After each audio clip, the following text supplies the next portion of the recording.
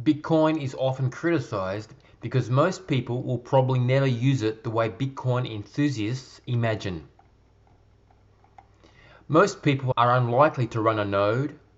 Most people will probably never memorize seed phrases or secure their own private keys.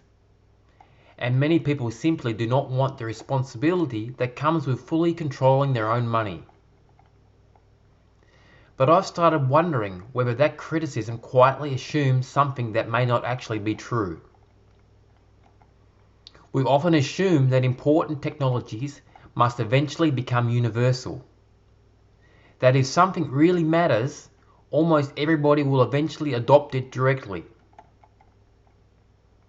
But history does not always work that way. Most people do not own gold, yet gold has remained important for thousands of years. Most people have never used Linux, yet much of the internet quietly runs on it underneath the surface. Bitcoin may ultimately end up somewhere similar.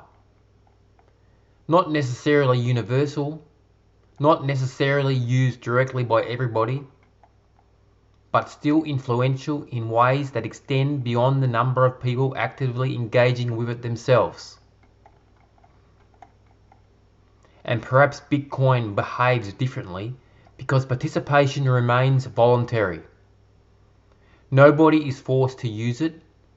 Most people can ignore it completely and continue living normal lives. That may slow adoption, but it also changes the relationship people have with the system itself. People who choose Bitcoin usually arrive there intentionally. They have normally spent at least some time thinking about ownership, responsibility, inflation, or trust in financial systems. That creates a very different dynamic from technologies that spread mostly through convenience and habit.